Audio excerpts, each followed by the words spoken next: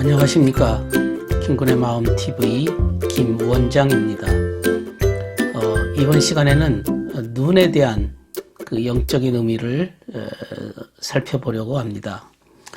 눈은 아주 동그란 탁구공 정도의 그 눈알을 담고 있고 두개골에 쌓여 있습니다. 눈만 뾰족하게 튀어나와 있습니다. 눈은 바깥 세상을 살펴보는 카메라와 같습니다. 그래서 이 눈은 그 바깥의 빛과 강약, 파장을 받아들여서 뇌에 시각을 전달하는 감각기관입니다. 눈은 그 사람을 표현하기 때문에 눈의 초점을 보면 그 사람의 지능도 대충 짐작할 수 있다고 합니다. 눈을 보면 건강 신호도 보이는데 눈이 핏기가 돌면 피곤하다는 것이고 뇌가 피곤하다는 것이고 뇌가 아주 고되면 몸도 힘들다는 그런 뜻입니다. 사람이 아주 피곤하면 눈뜰 기력조차 없게 되는 것입니다.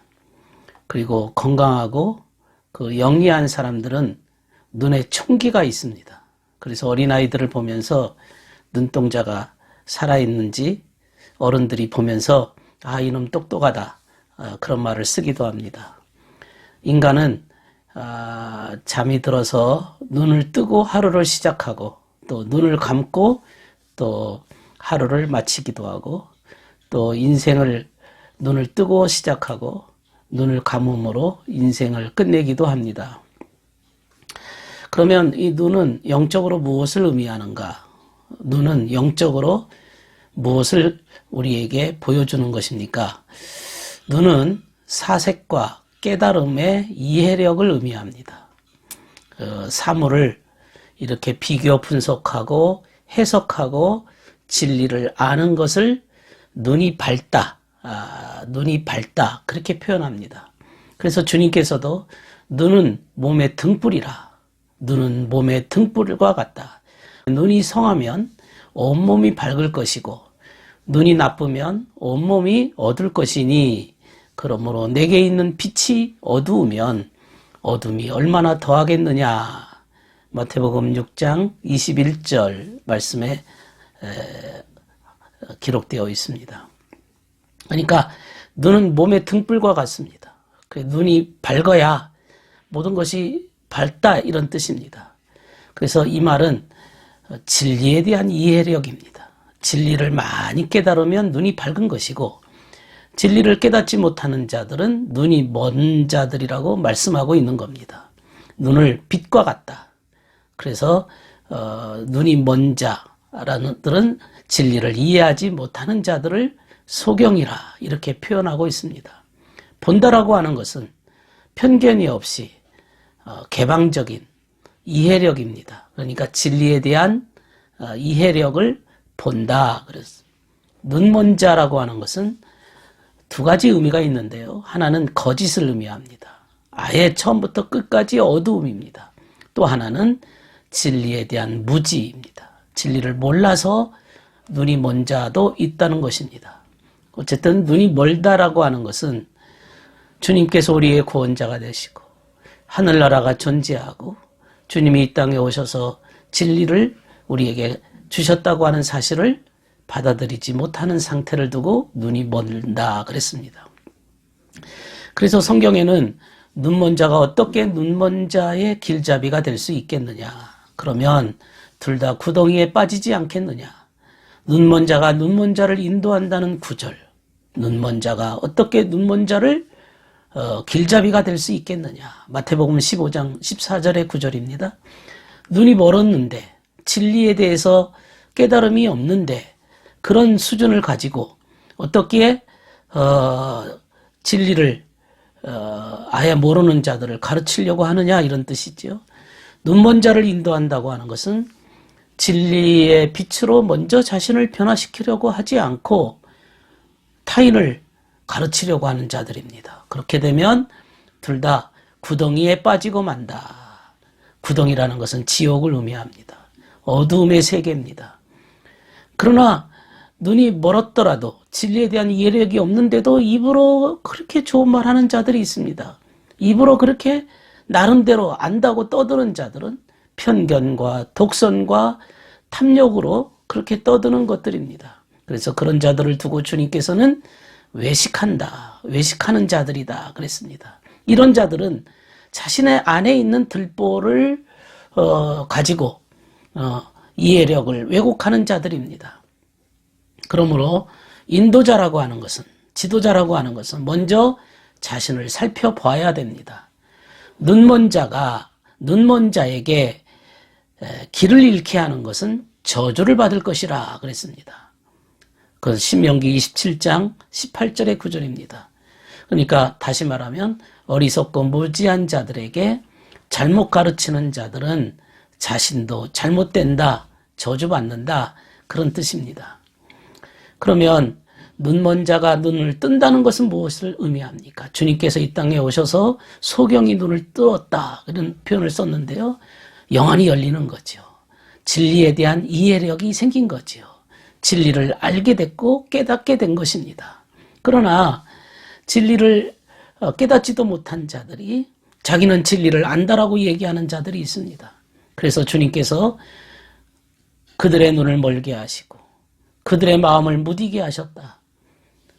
그것은 그들이 눈이 있어도 보지 못하게 하고 마음으로 깨달아서 돌아서지 못하게 하여 나에게 고침을 받지 못하게 하려. 요한복음 40절의 구절이 있습니다.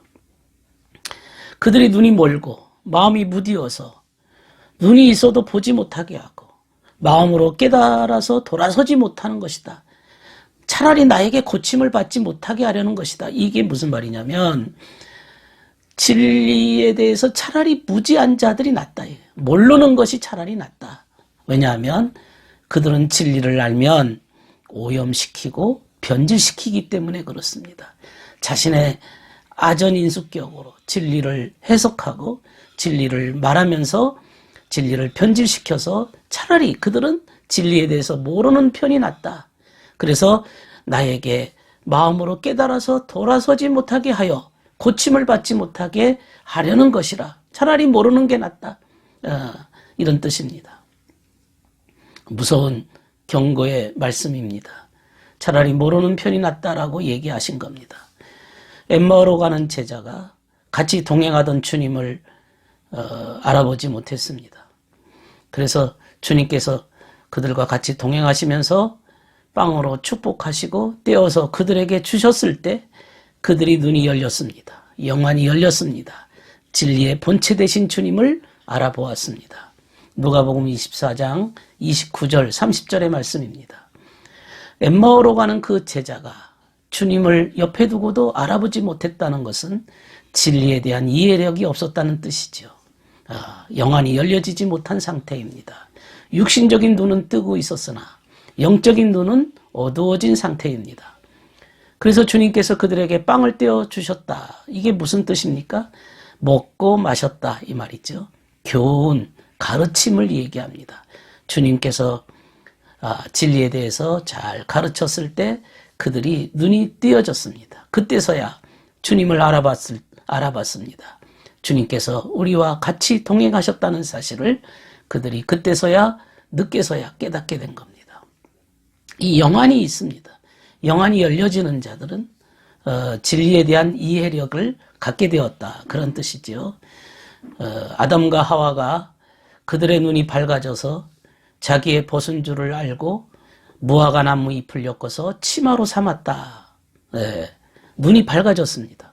아담과 하와가 눈이 밝아져서 보니까 자신들이 벗었다는 사실을 그제서야 알게 되었습니다. 그전에는 그 벗었다는 사실을 몰랐는데 눈이 밝아져 자신들이 벗었음을 알고 무화과 나무 잎을 엮어서 치마로 삼았다. 눈이 밝아져서 자신들이 벗었다는 사실은 그나마 그 속에 있는 양심의 눈이 밝아진 겁니다. 양심의 눈이 밝아졌기 때문에 자신들의 어두워진 죄악된 모습을 이제서라도 보게 된 것입니다. 자신들의 아주 어두운 자들은 양심의 눈도 막혀버린 자들은 캄캄해진 자들은 자신이 벗었다는 사실조차도 알 수가 없는 거죠. 그런데 눈이 밝아져서 자신들의 죄악된 모습을 깨닫게 된 겁니다. 이해하게 된 거죠. 자신의 그나마 아담과 하와 속에 남아있는 구루터기가 아직도 살아있기 때문에 그들이 자신의 모습을 보게 된 것입니다. 그래서 무화과나무 잎으로 가리고 나무 뒤에 숨었습니다. 아직도 뭔가 부끄럽고 양심의 가책이 남아있는 것이죠. 자신의 눈이 열려서 악이 들어있다는 사실을 그들이 지각을 했다는 사실입니다. 또 성경의 다른 구절을 보면 창세기 13장 10절에는 롯이 눈을 들어서 요단 지역을 바라보았다 그랬습니다. 눈을 들어 그 요단 지역을 이렇게 바라보았습니다. 눈을 들었다고 하는 것은 깨달음을 의미합니다. 성경에 눈을 들어라, 눈을 들어서 요단 지역을 살펴보았다는 것은 그들이 깨달음을 얻었다 그런 뜻입니다. 또 창세기 18장 2절에는 아브라함이 천사를 볼 때 눈을 들어본 즉 사람 셋이 맞은편에 서 있는 장면을 보았습니다. 아브라함도 눈을 들어서 깨달음을 가지고 이렇게 보니까 사람 셋이 맞은편에 있는데 그분들이 청사라는 사실을 그제서야 알게 되었다는 사실입니다. 눈을 뜨는 작업, 깨달음을 얻는 작업이 얼마나 중요하다는 얘기입니까? 또 창세기 21장 19절에 보면 하나님이 하갈의 눈을 밝히셨으므로 샘물을 보고 가서 가죽 부대에 물을 채워다가 그 아이에게 마시게 하였다 그랬습니다. 예, 하갈의 눈이 밝혀졌어요. 하갈의 눈이 이렇게 뜨여지고 영적인 눈이 열려지게 된 거지요. 지혜가 생긴 겁니다. 깨달음을 얻게 된 겁니다. 그때 가보니까 샘물을 발견하게 되었다 그런 얘기죠. 샘물이라는 것은 진리의 말씀입니다.